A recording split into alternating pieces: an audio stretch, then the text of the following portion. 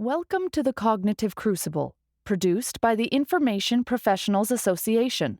Our website is information-professionals.org, where you can find links and information about today's conversation and get access to members-only content. Join John Bicknell and explore all aspects of our generational challenge, cognitive security. My guest today is Mr. Chris MacPherson. Chris has had a diverse career spanning academia, government, and the private sector, holding leadership, technical, and strategic roles focused on developing strategies, teams, capabilities, and products to understand and augment decision-making.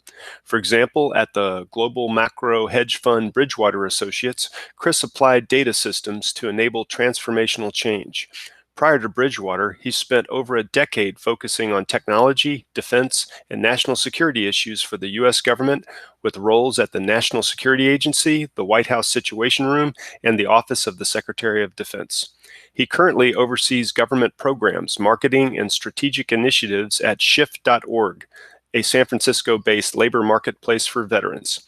He is also an adjunct faculty member at Princeton University's Keller Center for Innovation in Engineering Education, and he runs Shadestream Innovations, an innovation consulting business.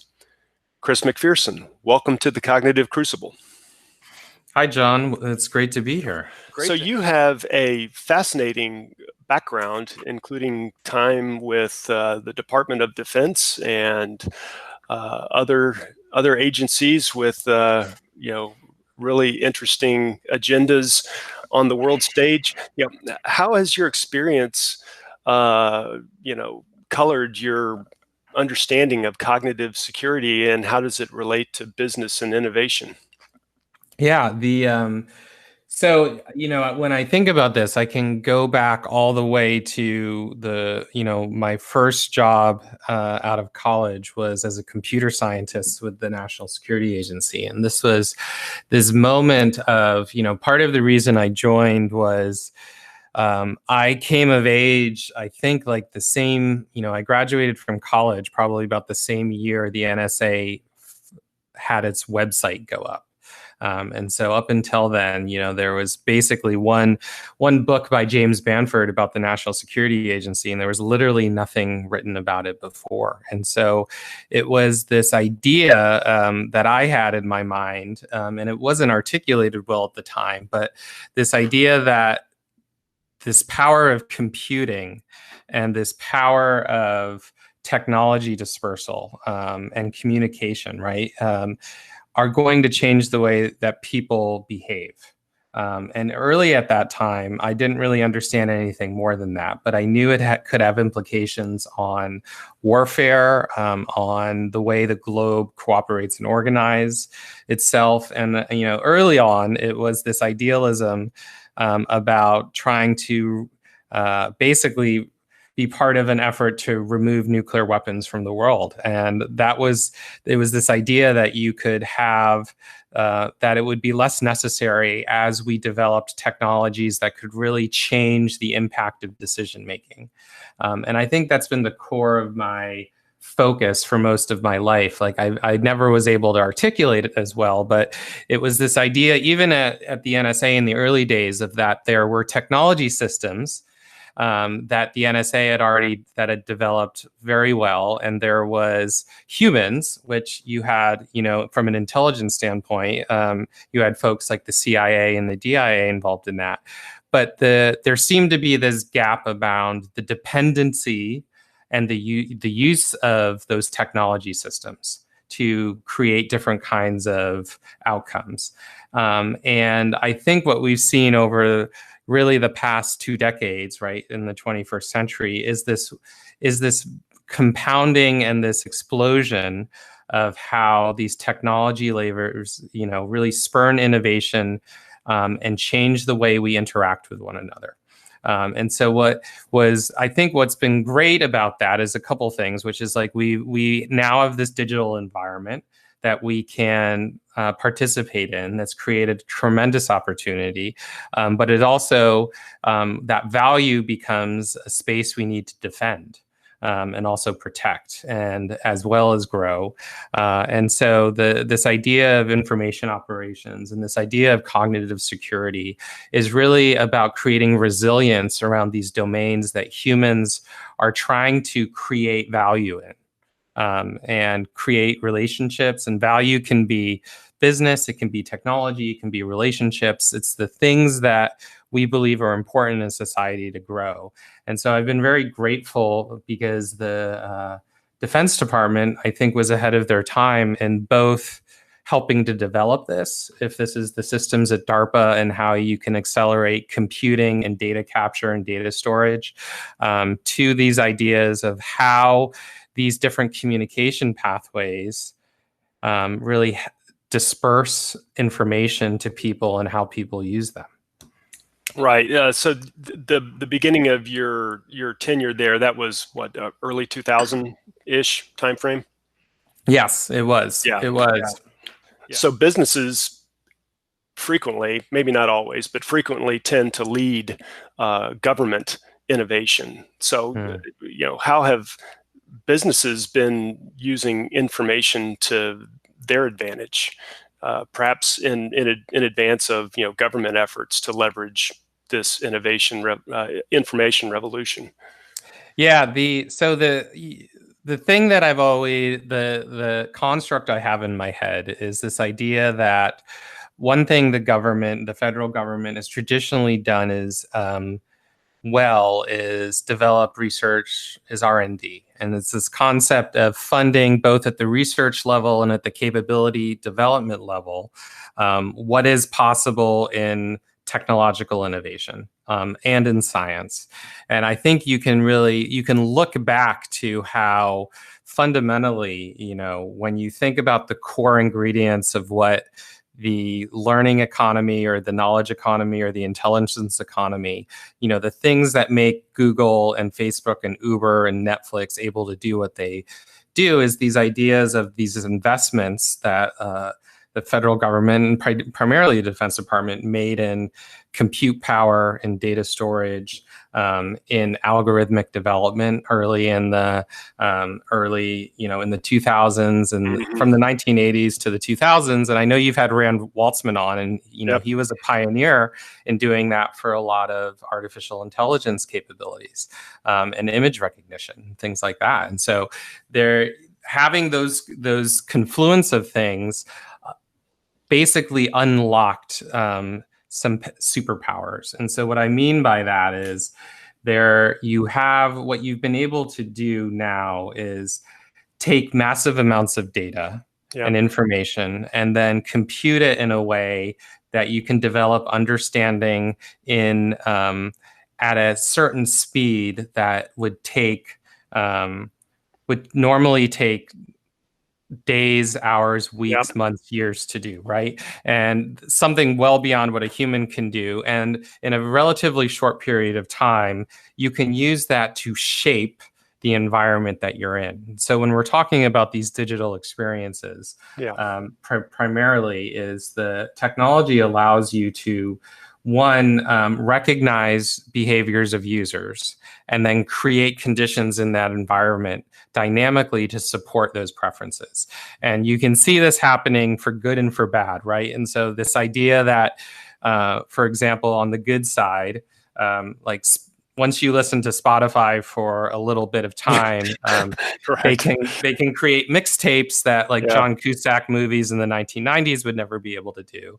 And on the other side of that is and we saw this in the ramp up to the 2016 election, that you can manipulate some of those preferences to create disinformation campaigns that the Russians did during the election.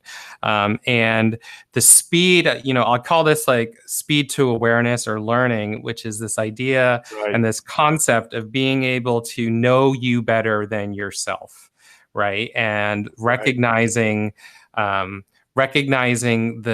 basically the opportunity as an organization you have when you can do that.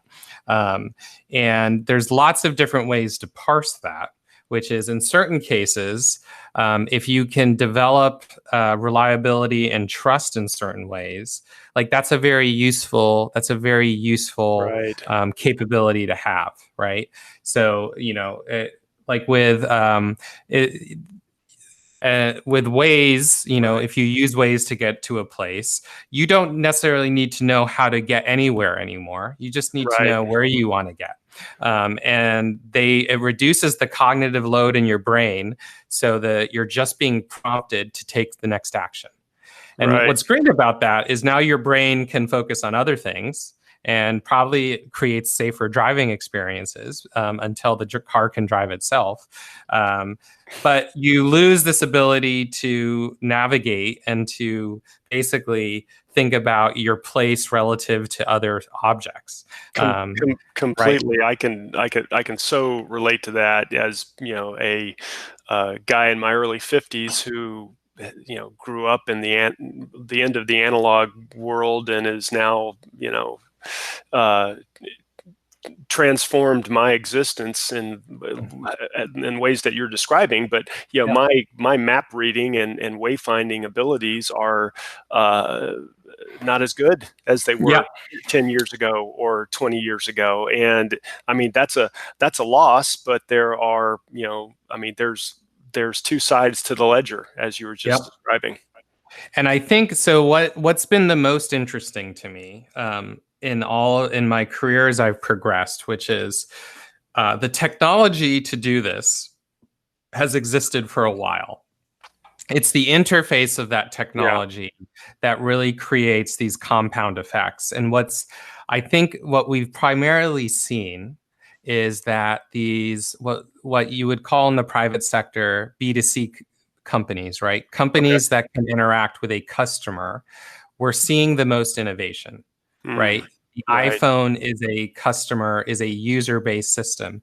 And part of the reason for that is it's a lot easier for Chris or John to make a unilateral decision about what you're going to do.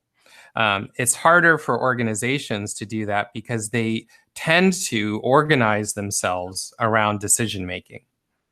And those decision-making organizational structures basically create, if you think about it in the DoD standpoint about how you need to commands, orders come down from certain authorities and they need to be cleared and signed off and like all of this stuff. Like you're organized around making decisions, and the paperwork and the process follows how those decisions get made and who's allowed to make what decisions. What's interesting about the innovations in the information environment is that you can create technology to facilitate and accelerate a lot of those decisions much faster. Right. I think one of the most interesting innovations in marketing, right? So marketing is kind of a comparative example of what information operations is. Absolutely. It's the legal corporate version of information operations. Yep. And what's interesting is you can think about all the different interfaces that marketing engages in, right? And so right now, one of the most interesting examples is how marketing works with companies who have stores versus companies who have websites. And if you look at those organizations, they almost always have completely different teams managing each one, even though they sell the same products. And you can buy shoes at Nike at a store, or you could buy shoes at Nike on a website. But what's interesting is the way that transaction and that happens and the way you market is handled separately. What's interesting now is we've gotten to a point where you can, and so a couple things. So let me take a step back. What's interesting is when someone is in a website, you know so much about them, right? You know where they're coming from. You know if they've been to the website before.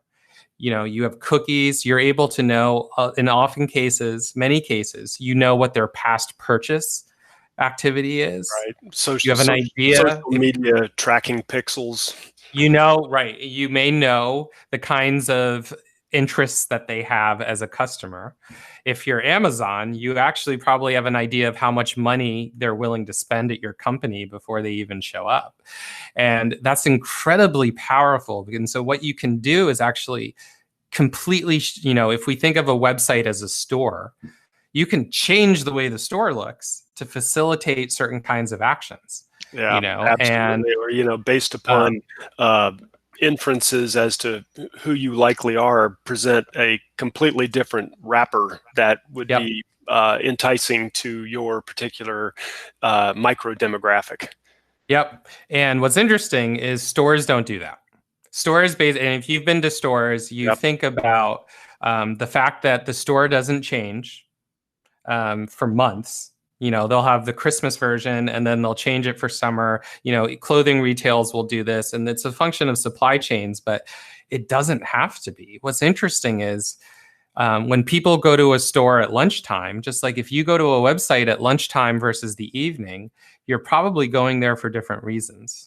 And the websites can recognize that and adapt to those environments, but our stores can't, even though we have technology that would allow us to do it.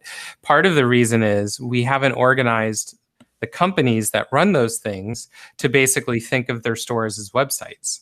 And websites is just an example because we can do so. It's so much more flexible about how you can shape an environment to facilitate decisions. I think for me, the thing that's been most interesting is in the digital world, in the Ubers and in the Netflixes, is they can create these ecosystems. There's a couple of things that happen. One is they can experiment rapidly, right? So if you have Netflix and you have 80 million users, 120 million users, you can be running simulation experiments on 400,000 people, like constantly. You can be running multiple, maybe thousands of them a month. The actual learning you get from having real populations engage with different kinds of experiences and content gives you tremendous opportunity to grow and develop your messaging. And speed.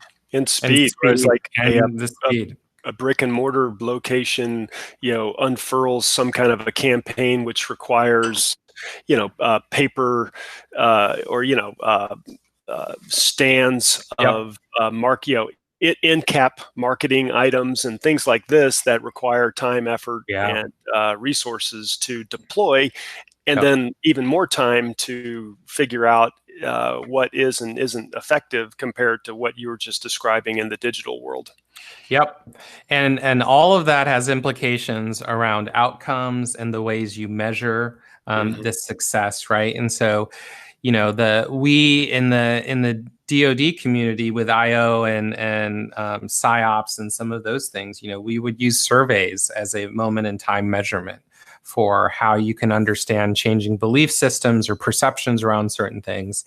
Netflix, for example, by and large has left that behind, as well as Airbnb. The comparative example in the private sector is this concept called an NPS score, right? And so would you recommend this to someone else? Mm-hmm. And what they've learned is that is a moment in time measurement, and humans are not moment in time people, right? So when we think about your trip to Colonial Williamsburg, you don't answer the question, well, at 6 p.m. on Friday night, I was having a great time, but then at 9 a.m. Saturday morning, I was having you mush that all together into one component. And so in order for a lot of messaging and, cognitive environment technology systems to work well, you have to have a constant feedback loop.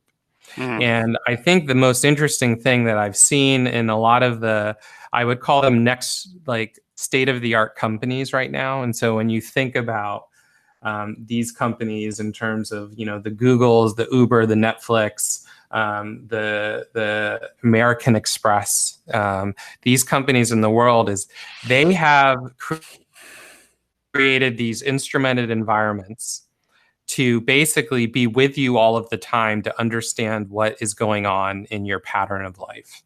And then they have very intentional ways of intervening. Think of Waze as, this example of like Waze would be useless if it told you were in a traffic jam. when you were in a traffic jam. It's basically like anticipating that the traffic jam is coming and then getting you off the highway at the right moment. And then you're just like, but then you don't even know that the traffic jam existed. You just know that you're getting to where you need to go. And so you don't get the credit for avoiding the traffic jam. You just get credit for doing what you're supposed to do and what the belief system is. And in a lot of these companies, what you end up seeing is this idea of knowing exactly what kinds of messages, what kinds of outcomes you are striving for towards as an organization with your users, right? And so users could be customers, it could be populations, and then creating these moments, anticipating when the most important moment is happening, and then intervening at a very strategic kind of, touch point to nudge a behavior in a certain way or not. Right. And I think a lot of what I remember, that there's a difference between interests and values. And I think the interesting part is traditionally a lot of IO related concepts focused on belief systems and perceptions, right? And so it was this idea of populations and shaping population belief systems. When you think about public diplomacy or you think about influence operations, and sometimes it's about affecting a very strategic kind of decision. And sometimes it's about shaping some sort of belief system within a population, right? To either reject or accept some sort of new concept.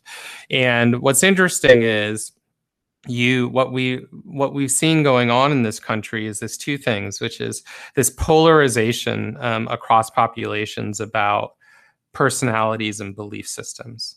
Right. And when you think about belief systems, in order for you to believe something is true, you really just need to see evidence of that happening once. You don't need to see consistent evidence. It's this evidence over time. And creating that uncertainty, I think from a cognitive security standpoint, is basically the antithesis of ways every once in a while getting you into a traffic jam, right? So what you're doing when you create uncertainty in these belief systems is every once in a while, to use the Waze example, is 3 out of 5 times you're now getting stuck in a traffic jam. And so what you start doing then is not believing that Waze is a useful way of navigating. And you stop using those kinds of capabilities. And what you want to, and in a lot of these companies, what they've realized is that trust in that using them to do the sort of thing that you're relying them upon is critical, right? And how do you maintain that level of trust? And a lot of marketing for many of these companies is centered around how do you develop and maintain that? Because once you lose that trust in today's environment, it's very hard to go back. And I think that the most interesting part of cognitive security for a lot of our defense practitioners is this balance of our country has taken certain actions over the past 2 decades that I think has diminished trust in the world. And it's hard to create these reliable interventions about ideological or belief systems when people don't actually believe that the message that is coming is important.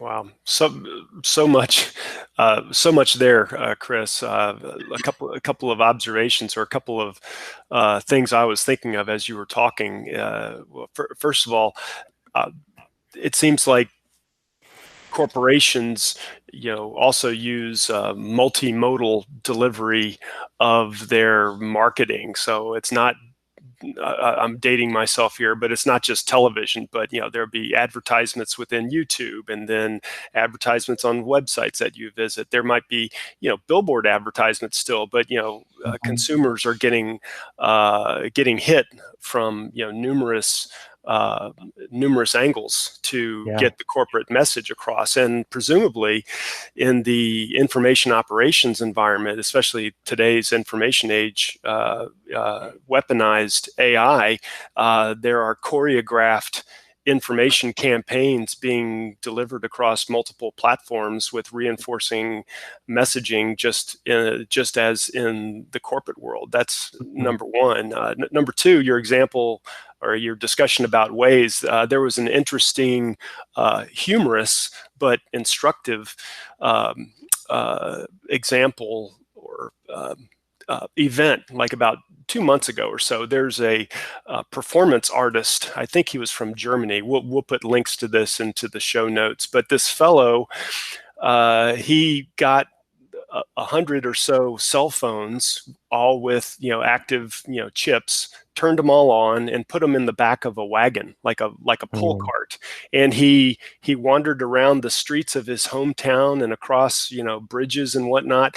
And those cell phones to the various map apps appeared to be a traffic jam, because here's a whole bunch of users, quote unquote users, that are slowly creeping along these city streets. Well, it must be a traffic jam, right? And sure enough, I think it was the Google Maps, it showed up as a traffic jam. And so this kind of gets to a little bit of that trust that you were talking about. But it's also, how can clever adversaries or information operators inject information into machines, into the APIs, the uptake of machines, in order to damage real-time decision making. And then also you're talking about patterns of life, and patterns of life analysis, it would seem to me, would also be able to include anomaly detection. Like, this is what typically happens. And so Waze has a vested interest to be able to say, wait a minute, we never see a traffic jam on that bridge at this time. Something seems wacky here. And so eventually they would be able to sift out that person's attempt to sabotage the system. So anyway, all of this, I guess, leads me to,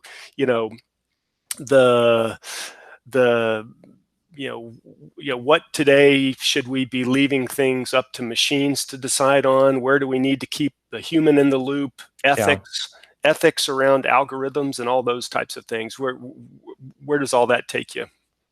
So I think this transcends a lot of industries, including private sector, but also finance, also defense, which is, it comes down to, there is more data about who we are than we are aware of about ourselves. And that is only going to continue. And so there are privacy considerations of that, but there's also utility considerations, which is,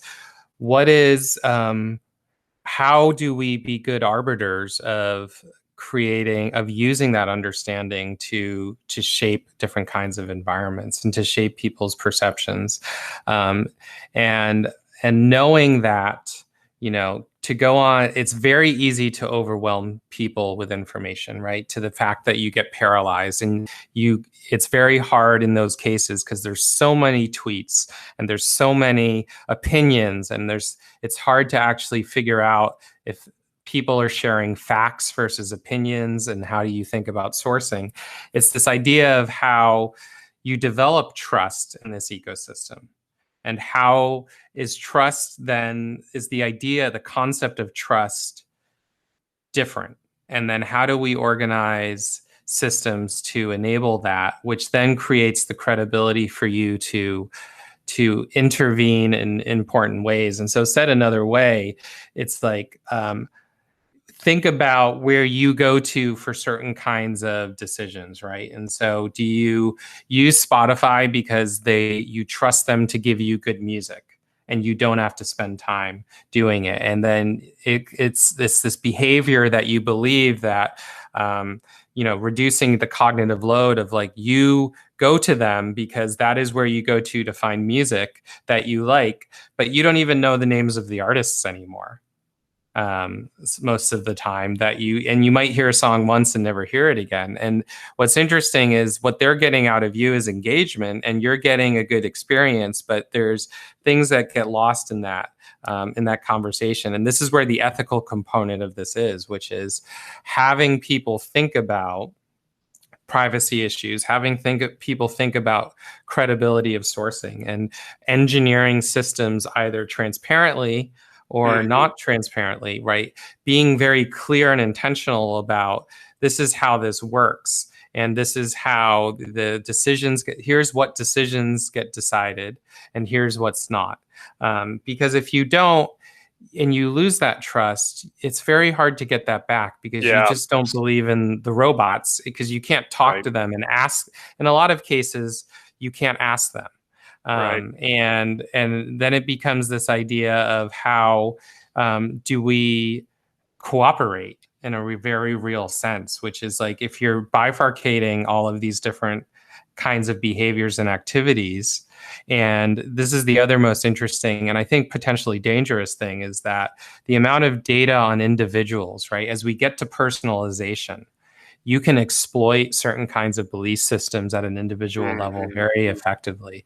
And when you get to that level of personalization, what you do is you exploit and amplify some of the worst you easily can exploit some of the worst aspects of society, right? Things that we overlook. We can always put up with grandma at Thanksgiving dinner, but like we probably couldn't do it every day of the year. But now if you have to see what grandma thinks about stuff every day on Facebook, it becomes unmanageable. And so you have to think about how to create these behaviors and patterns so you can effectively cooperate and have discussions in a meaningful way, right?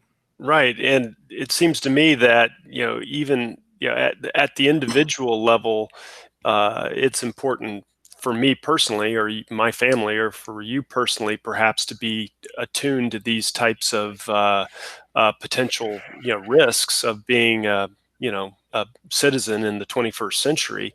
But that's insufficient in that these influence operations are, have such a large surface area of society that they only need to affect a percentage of the people in order to, start shifting things in undesirable directions. So it's like a probabilistic weapon, or a surface area weapon. Like it's like a shotgun rather than bullets.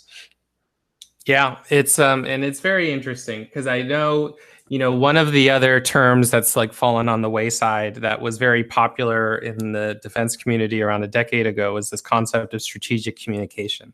And it was this idea that actions need to align to words, right? And it goes back to like a lot of the situation we're in right now, which is, in order for you to have these trust in these organizations, right? Governance, your commercial partners, like who you buy shoes from, like everything, right? We need to have a belief that we can rely on them for certain things, even if we disagree, that you still rely on your family to be there for you when you need them, even if they drive you batty sometimes. And so if we don't have the ability to know that people will be there for us and organizations will support us in certain ways or not, or the United States, the things we stand for, we show up for when we say we show up for them. If we don't start having this kind of feedback loop happen, it becomes a very polarized world we live in, which we can see the effects of that happening in our country as we speak. Yeah, for sure. I always like to ask the podcast guests, what's your favorite book on this topic? It doesn't have to relate specifically to what we were just talking about, trust, but, or maybe so. But like, what's a book that you could recommend to people to start, doing a little bit of a deeper dive into the kinds of things we've been discussing? So it's this. There's a book by Stephen Johnson, who's written a couple of very interesting books, but this one is his recent one called Farsighted. And Stephen Johnson's done work. I think he works at the Long Now Institute out of San Francisco, but he's also done things with the Santa Fe Institute. And in the defense communities, those are some of the quantitative powerhouses of thinking about the future, right? Next generation mathematics. And he brings out a couple examples about how it's this general concept of that we have just begun maybe the third stage of human innovation, right? And so if the first one was this idea of being able to communicate ideas to each other was the first step, right? Like we have an idea in our head, expressing that to other people, being to do that, being able to write it down, then and pass it on to other people after us was the next one. Yeah. And then we're getting to this idea of prediction, and so in the past we've always used this idea of fiction as a very powerful tool to imagine future possibilities. But what we've noticed in the last maybe 70 years is this concept that as mathematics and compute power and data, we can actually think about and predict things that are going to happen in the future with some relative certainty. And so the easiest example, I think the most powerful example of what technology can do for us in the future as a population is the way meteorological models have developed, right? Where, in the 1890s, we could predict the weather for tomorrow 6 days from now. Like we had enough data to actually predict with some level of accuracy if it was going to rain tomorrow, but it took us 6 days to compute the equations in order for us to prove it. And they're like, that's not super We useful. did it. Yay. But it's gotten to the point now where, in the 2000s, we could know what the weather was going to be like for the weekend. In 2010, we know what it was going to be like next weekend. And we're at the level now where we can, in some parts of the world, we can predict weather relatively high confidence, like 10 to 13 days in advance, which is crazy. And we actually believe we might be able to do it 30 days in advance at some point in the future. So imagine what that means. And when you look at hurricane models, you see, or even COVID, when we talked about the different predictive models, we have gotten so far, but it shows us how much we don't know at some times too, right? But it's this idea of how we can use simulation to become powerful arbiters of how we think about our society that we want to build in the future. Because when you built the pyramids, the pharaohs didn't build the pyramids because they're like, this is how I think cities are going to use my pyramid 200 years from now. They built them as artifacts to themselves. Now we're actually building cities for people that aren't even alive yet to live in. And so this concept, I think for me, and also how information works and how you make decisions based on this and the temporality of different kinds of decisions, we're really starting to get advanced enough to know what decisions get made, you make on a day-to-day basis versus a month basis versus a year basis versus a life basis. And thinking about those are different kinds of decisions. And when you think about it from a cognitive security standpoint, they either compound towards each other or they're completely different ways of operating that we would need to adapt messaging and environment shaping to, which could be very powerful for all of our listeners.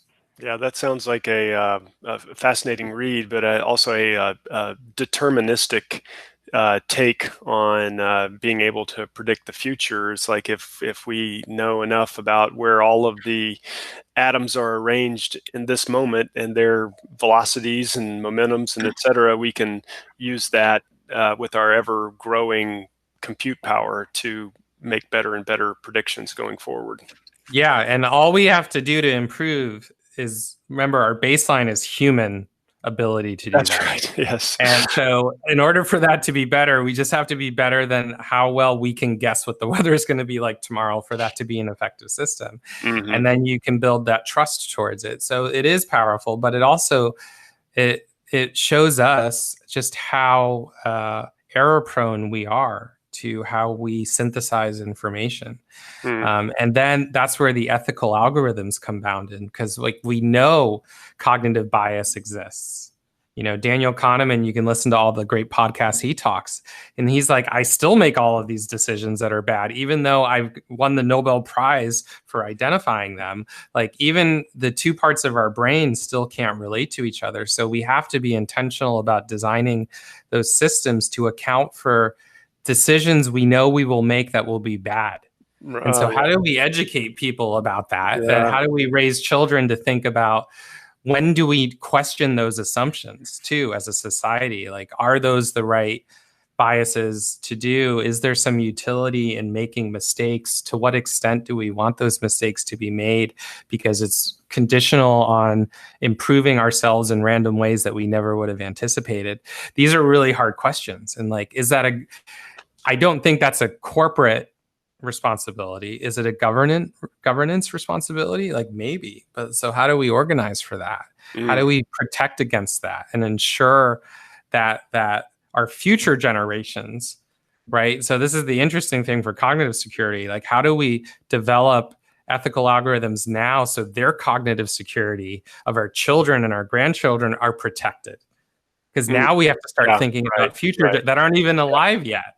Totally. And we have that ability to do that now. And so I think that really, it doesn't make it any easier. Like, we've always known that this is a hard domain to operate in, and it just is getting more complicated. Right. And it also speaks to our collective affluence, tens of thousands of years ago, or your example with the Egyptians, but a long time ago, people were only concerned about where's my next calorie coming from. That's all I care about. And, surviving long enough to create the next generation, period, full stop. And now here we are, dreamcasting into, hopefully making a better future for our descendants and their descendants, and really setting the foundations for those types of activities.